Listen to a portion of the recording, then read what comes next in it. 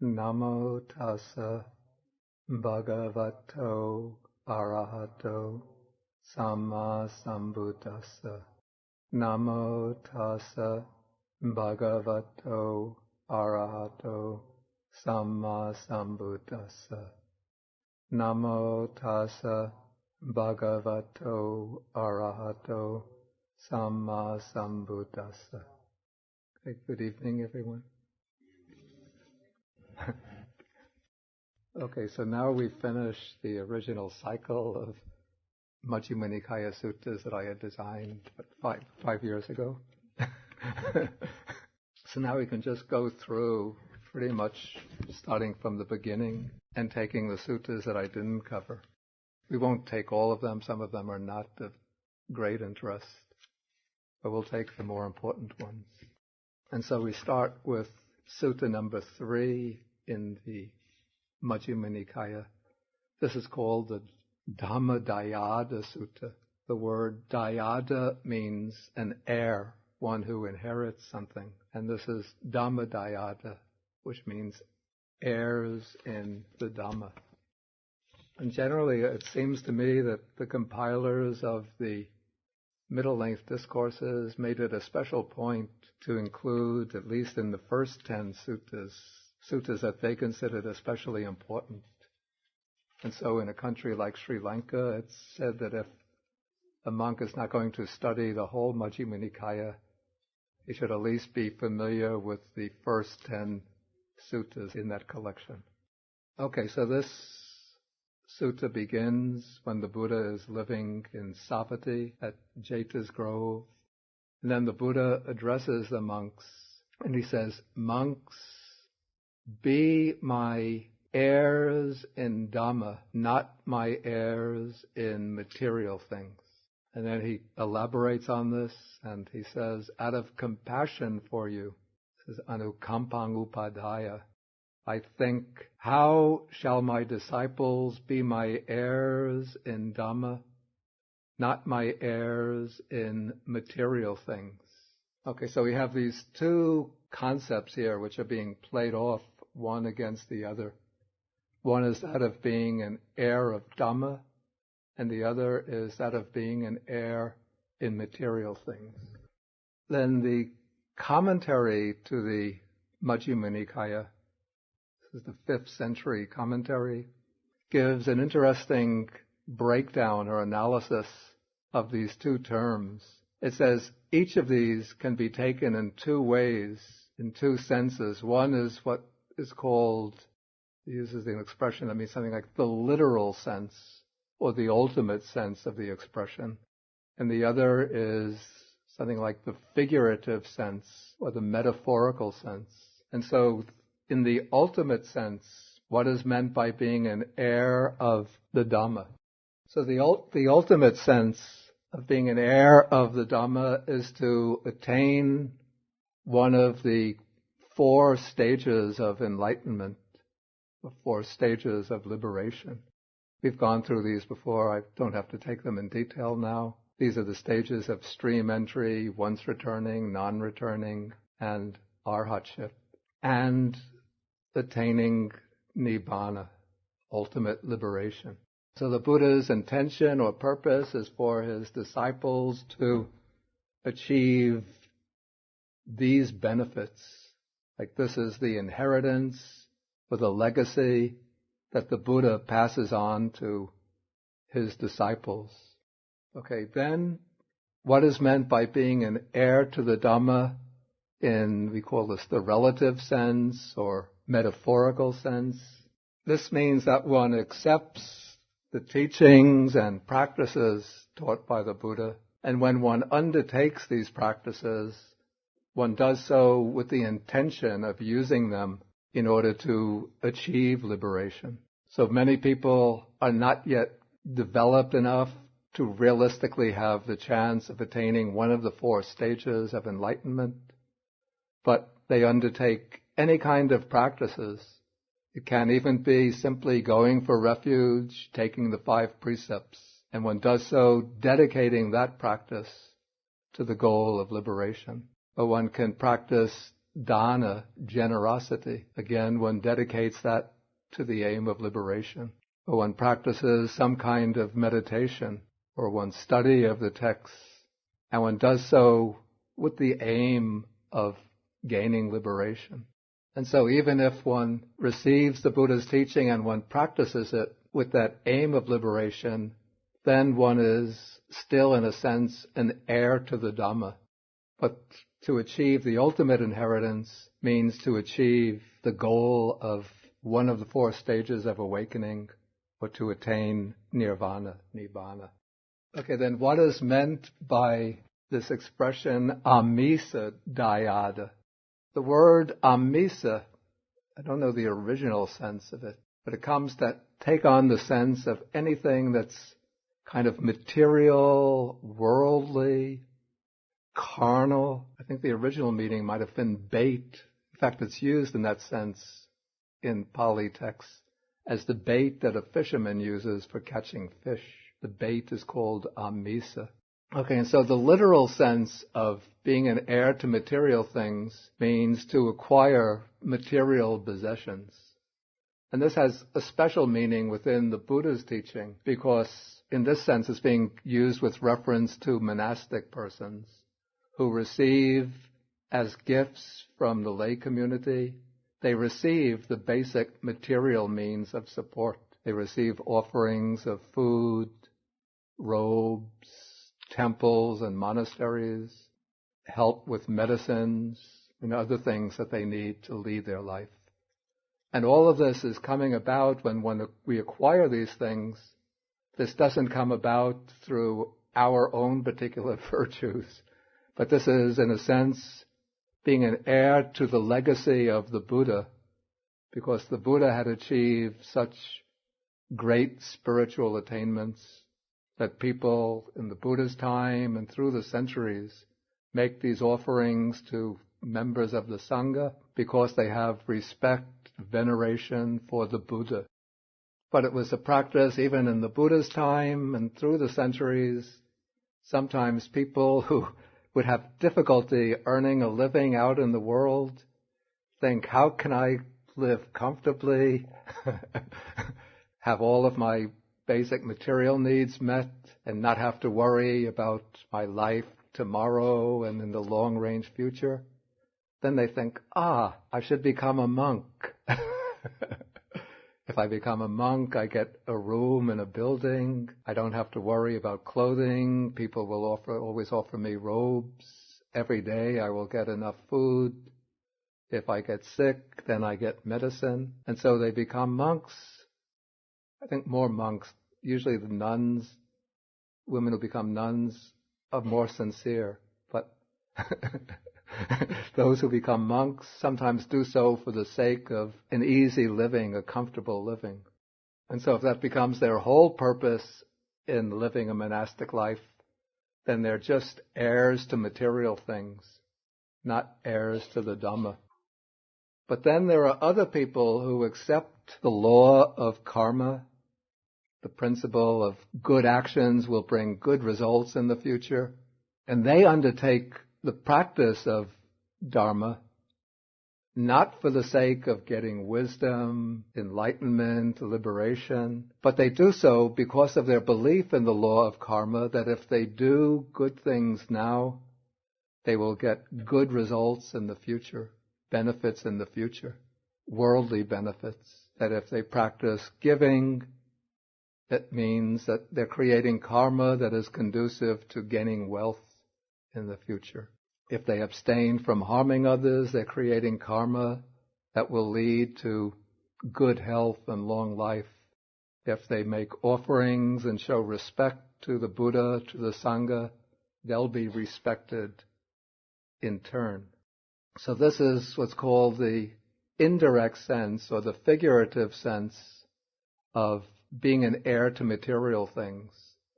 That one undertakes wholesome practices, but not for the purpose of enlightenment and liberation, but one does so with worldly aspirations in order to get material benefits. This is very common, and I have to say the truth, in Buddhist countries, that many people do good acts that we would consider good and wholesome, but they do so in the belief that their good actions will come back to them tenfold, 100-fold.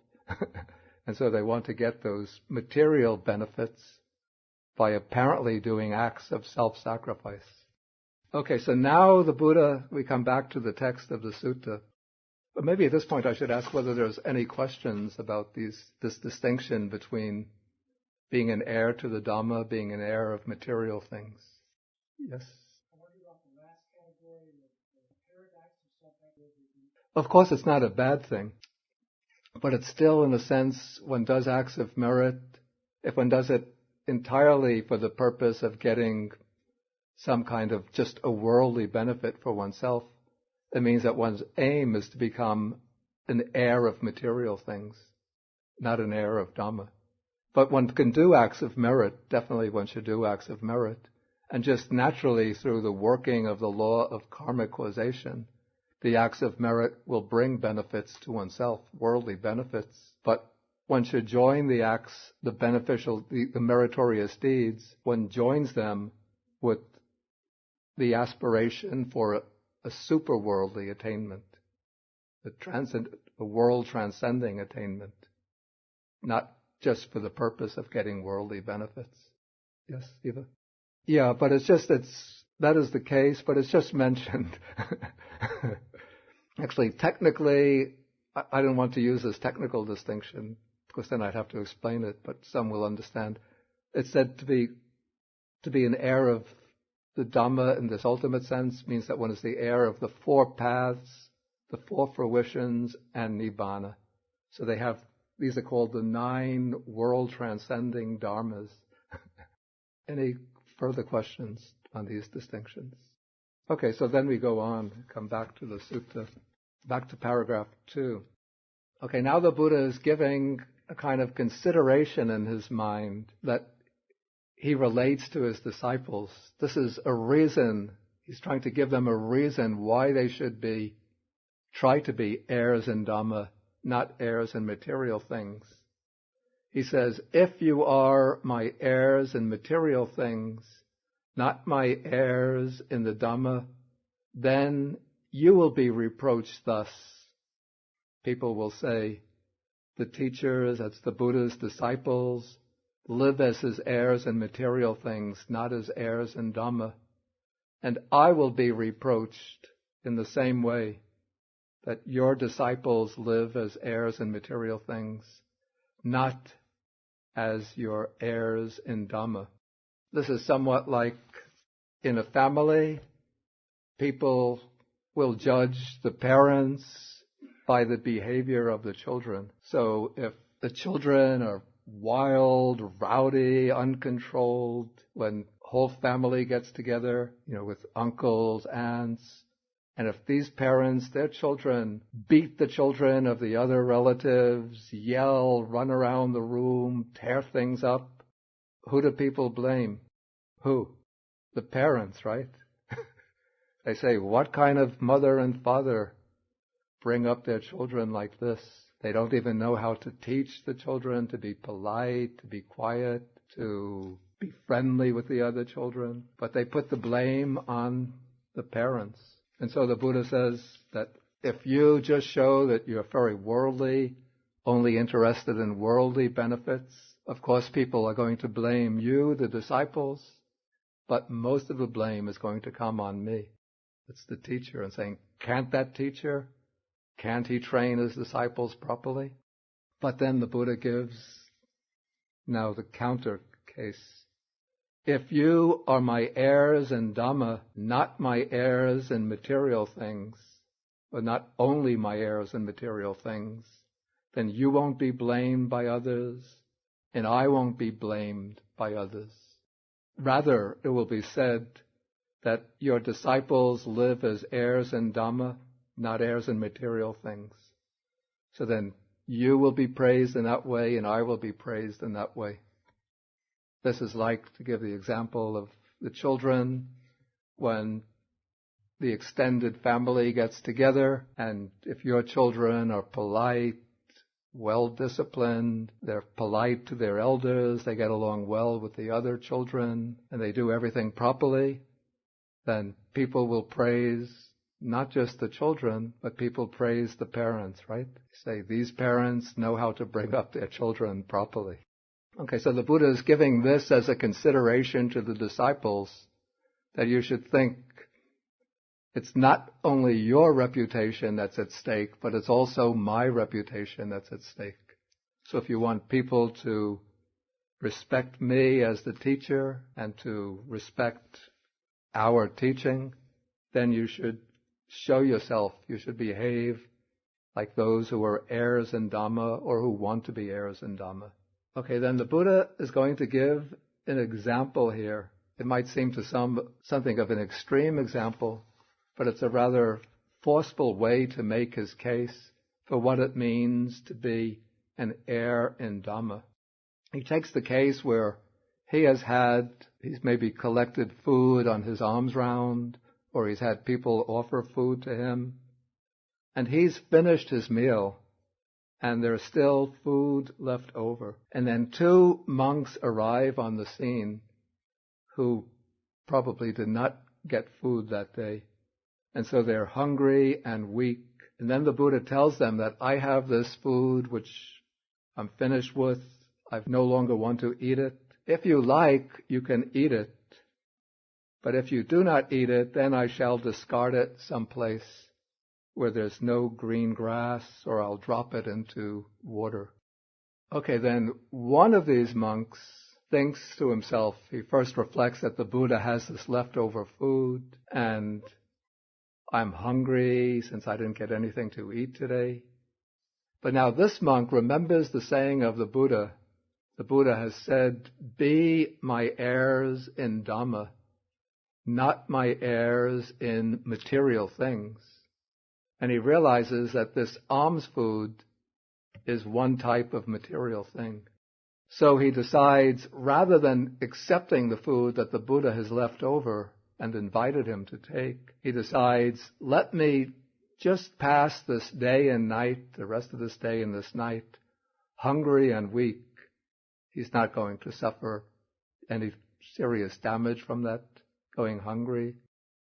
Okay, so instead of eating that alms food, he passes it by and he passes the night and day, continuing to be hungry and weak. Because the next day he can go on alms round himself and get food, so he won't really suffer from this. But the second monk thinks, okay, there's this alms food that's been left over by the Buddha and he's invited me to eat it. But he doesn't think of that saying, be my heirs in Dhamma, not my heirs in material things. And so he takes that alms food, he eats the food, and he rejuvenates himself, regains his strength, and he passes the day and night without any hunger or weakness. But now the Buddha says, even though the second monk passed the day and night, neither hungry nor weak, but still the first monk is respected and praised more highly by myself. What is the reason for this? It's not that the Buddha wants his disciples to go hungry. In fact, the Buddha rejected the practice of fasting and extreme asceticism and taught that one should eat enough to sustain one's life and keep one in good health. But the Buddha says that he gives the reason in this sentence, because that act of rejecting the food will conduce for a long time to his fewness of wishes, to his contentment, to his effacement, which means removal of defilements, to being easy to support, and to the arousal of energy. Here there's 5 qualities are mentioned here. And these are 5 qualities that are considered to be part of the foundation of the Buddhist monastic life, the life of renunciation. One is to have few wishes, not to be overcome by many desires. And so when occasionally one has to go hungry, one can bear that hunger, endure it. That will conduce to having few wishes. It will help one to reduce one's desires. It conduces to contentment. Okay, the monk is content with whatever food he managed to get on his own that day. If he didn't get any, then he just remains content until the next day. It conduces to effacement. That means to removing defilements, because it's a kind of act of renunciation, of relinquishment. It's a factor that leads to being easy to support. This is a pillar of the monastic life because the monks depend upon donations from others, offerings from others, and so one has to be easy to support, not make demands on people, not request luxurious items to be offered, but to accept whatever comes along and be grateful for whatever support one is given by others. And then this act of relinquishment leads to the arousal of energy, because for one thing, in order to endure that hunger through the day and night, the monk has to be firm and resolute in his will. And also he can use that extra time, since his body is not engaged in digesting the food, he could use that extra time for meditation. Okay, and so then the Buddha, again, he sums up the introductory part of the teaching. He says, be my heirs in Dhamma, not my heirs in material things. And then he says that out of compassion for his disciples, he has been thinking, how can I make my disciples heirs in the Dhamma, not in material things? Okay, now when the Buddha spoke that much, then he got up from his seat and he went into his dwelling. And this is something that we occasionally see the Buddha do in the text. He doesn't give a fully elaborate discourse, but he gives a kind of precise or concise and compressed teaching, and then he'll get up and leave. And why does he do that? Often he does that with the thought that after he leaves, one of the other monks will take over the task of expounding and elaborating upon his teaching, because he knows that he has quite knowledgeable monks in the audience who are capable of elaborating on the teaching. And sometimes he'll get up and leave when there isn't such a capable monk sitting in the audience. But in that case, then we see the monks get together and they say, who should we call upon to elaborate upon the teaching?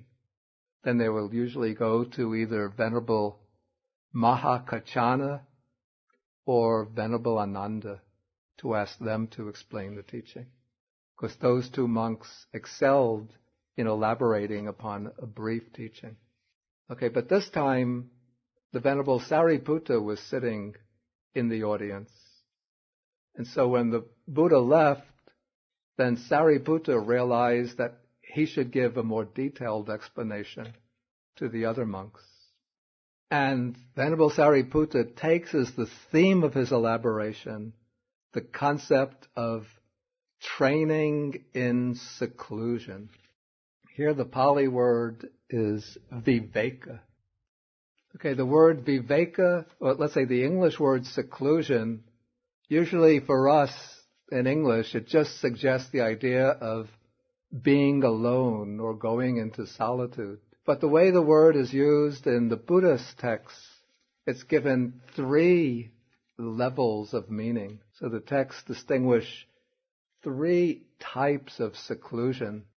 Here the idea of viveka, seclusion, means separating oneself. So the first is called kaya viveka, which means bodily seclusion. To train in seclusion, one goes off into a situation of solitude or of retreat. One separates oneself from one's ordinary day-to-day activities, busy activities, and goes into a quiet place where one can devote oneself to the training of the mind. Even if one is together with a group of people, but if everybody is practicing meditation on their own, we could say that that's still a condition of kaya viveka, bodily seclusion, since one is not engaged in talking, in busy activities, but one has laid aside social involvements and ordinary activities in order to train oneself. But some kind of separation from one's ordinary routine activities is necessary to fulfill this bodily seclusion. But even though one might be physically separated from activities, but still the mind will be running with thoughts, images, projections. And so the next task in seclusion is called citta viveka. That means the seclusion of the mind, separating the mind from wandering thoughts, from restless thoughts, separating the mind from the 5 hindrances of sensual desire, ill will, dullness and drowsiness, restlessness, and doubt. And then the third type of seclusion, which in Pali is called upadhi viveka, which means separation from, the word upadhi, it's hard to translate. Let us say that this is the ultimate separation from all defilements. Okay, now Sāriputta is going to explain the way disciples should train in seclusion. And first he takes the negative case, we're in paragraph 6 now, in which the disciples of a teacher who lives secluded, that's the Buddha, in which the disciples do not train in seclusion. And so Sāriputta elaborates this by saying, first, the disciples of the teacher who lives secluded do not train in seclusion. And the commentary says, this is referring to bodily seclusion, that they do not separate themselves, go off into solitude to practice.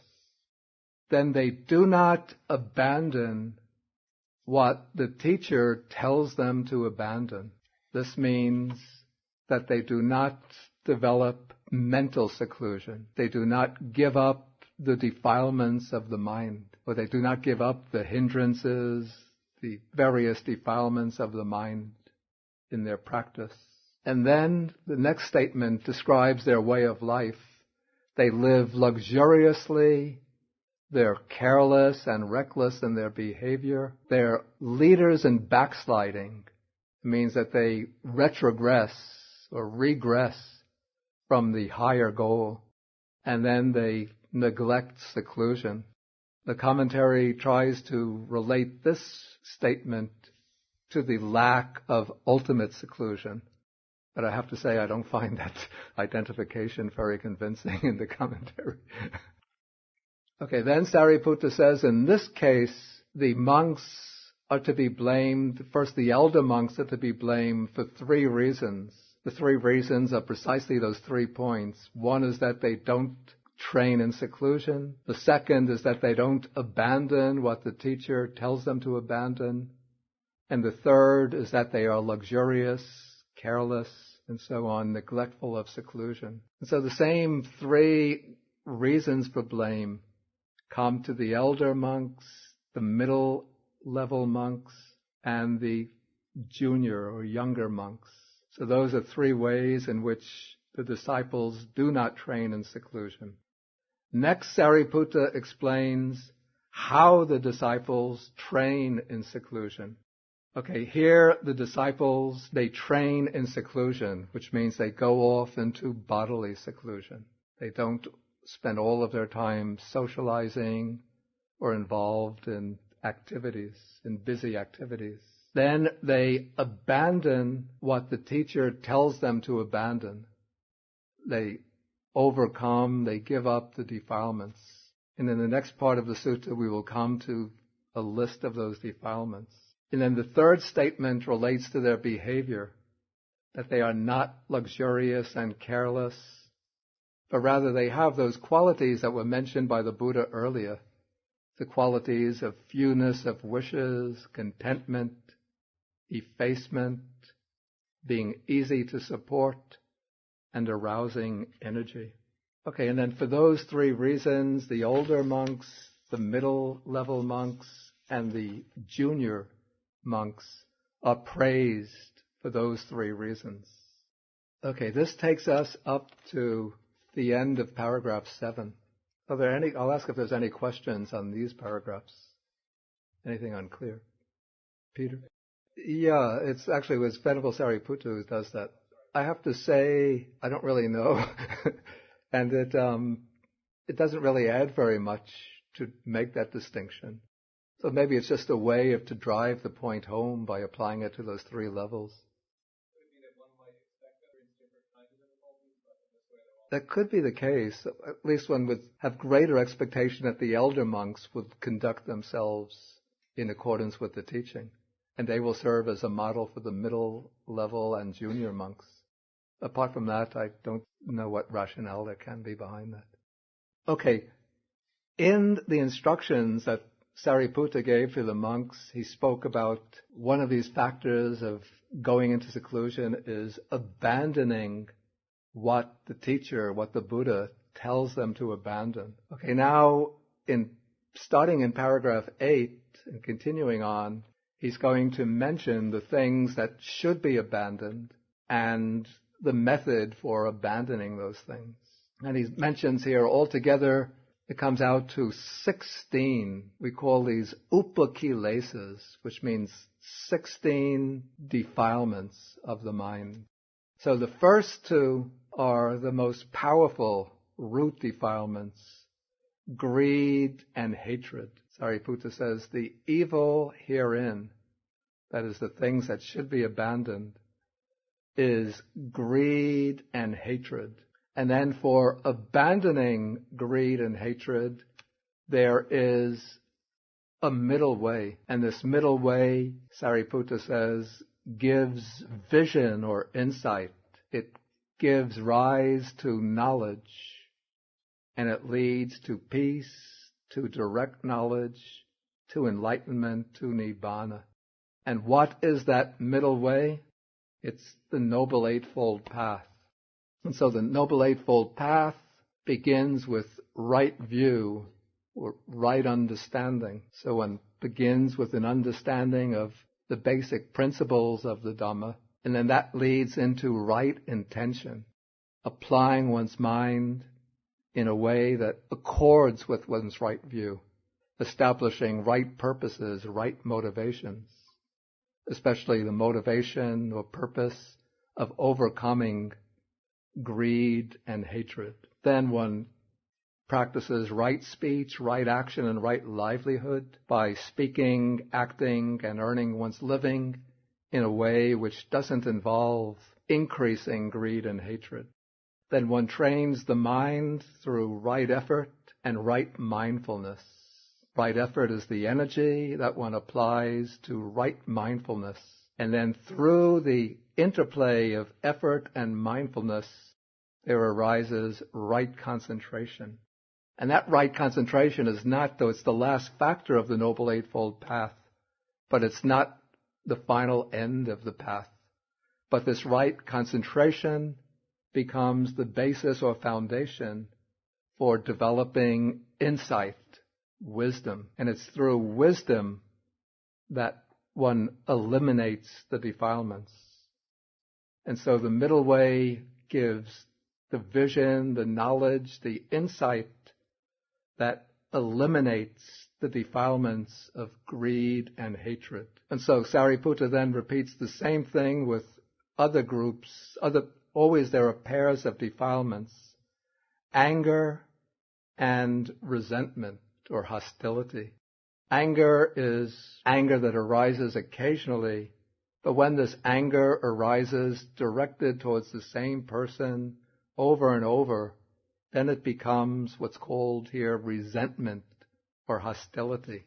Another pair of defilements, it's translated contempt and insolence. Contempt means when other people have good qualities, instead of appreciating these good qualities, praising them to others, admiring them, one tries in one's own mind to explain them away. Or one doesn't pay any attention to the person's good qualities, but one looks for their faults. Just like candidates in the presidential election, if the other candidate has good qualities, they'll never praise the other candidate's good qualities.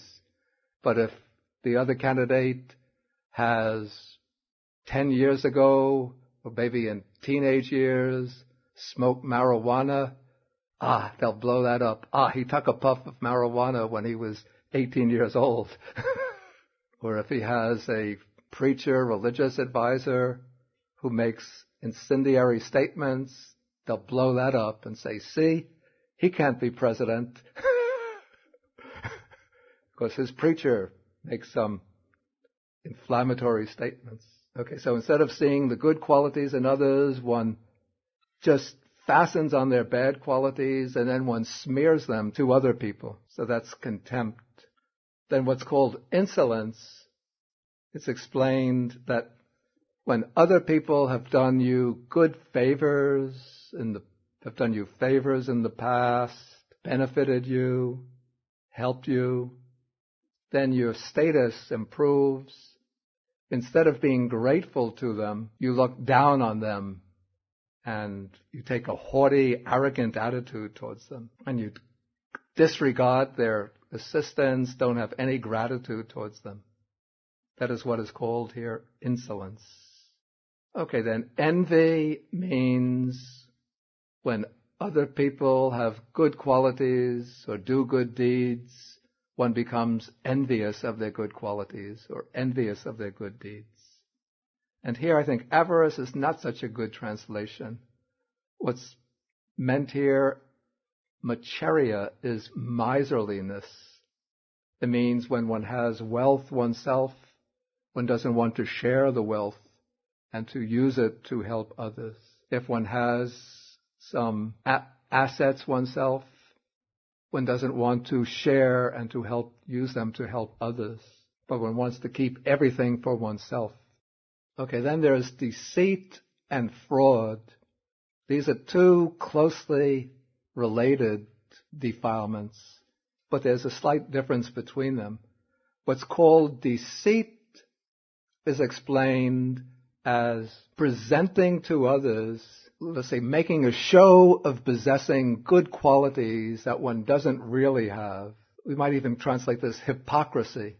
One makes a display of having good qualities that one doesn't really have.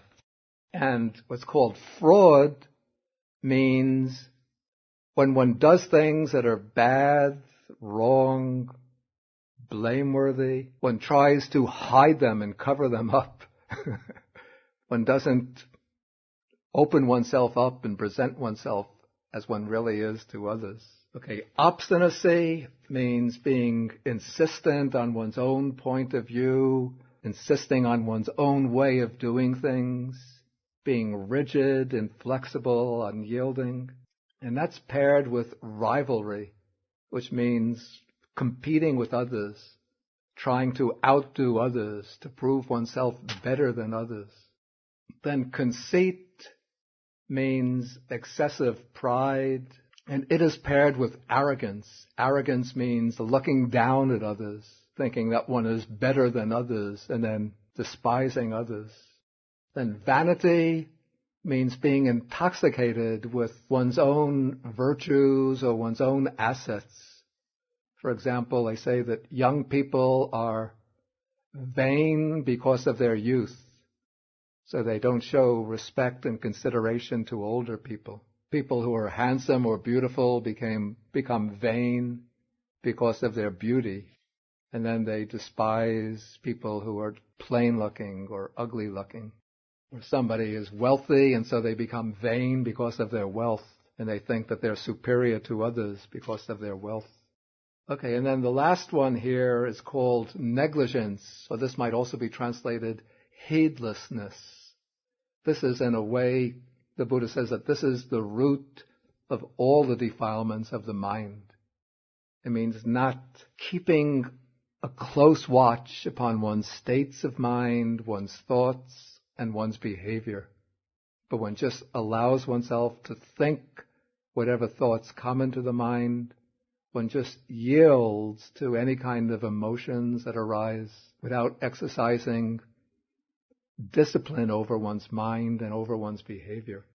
Okay, and for all of these, Venerable Sāriputta says, the way to abandon them is the same. It's the Noble Eightfold Path. And that is the end of the sutta. Okay, if there's any questions, then please feel welcome to ask. Yeah, George. Yeah, I mean, it strikes me too as being somewhat of an extreme example. But perhaps the Buddha is using an extreme example there to reinforce the idea of what's meant by being an heir to Dhamma, not an heir of material things.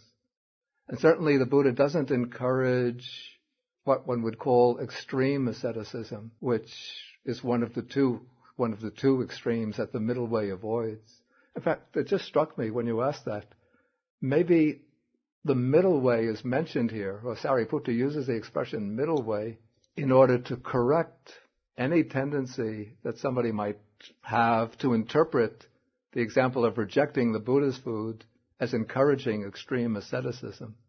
So the real practice of the Dhamma is the Noble Eightfold Path, which avoids the extreme of, one extreme is self-indulgence, the other extreme is the self-mortification or excessive asceticism.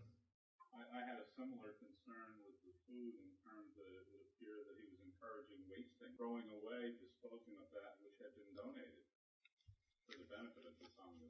Yeah, but and again, it occurred to me it was a metaphorical example to the extreme to teach a lesson. I think it is primarily to teach that lesson.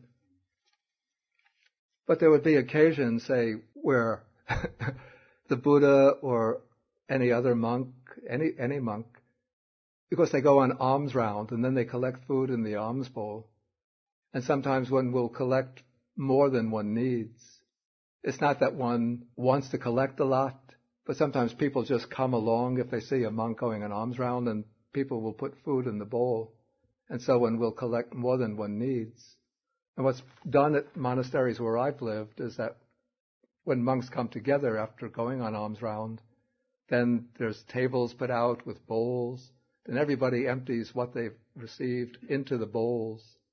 And then each one takes from the large bowls any food that they need.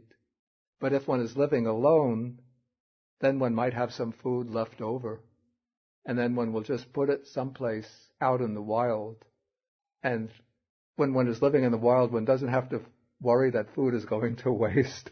There will always be beings who will be around to collect the food. Okay, I'm wondering about the relation of ultimate seclusion and consequence. Does the third one come along? The third one doesn't come automatically as a result of the other two. Okay, the second type of seclusion, citta viveka, seclusion of mind, is aimed at developing samadhi, that's concentration, making the mind more focused, calmer, more unified and collected. And so when the mind becomes collected, then these defilements don't have any chance to invade the mind and to overpower the mind. But they're still residing deep within the mind at the level of latent tendency. And so to eliminate the defilements, one has to use wisdom or insight. That is what eradicates the defilements.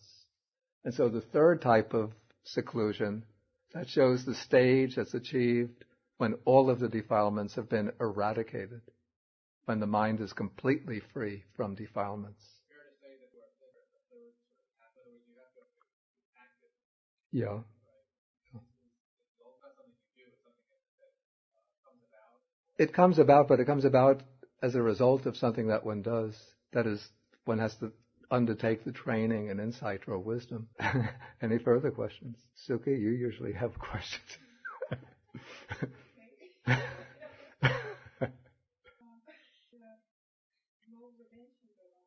Yeah. Yeah.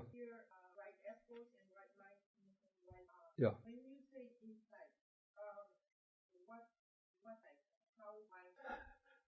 Okay, mindfulness is just They'll use the word awareness directed to any of the objects of mindfulness.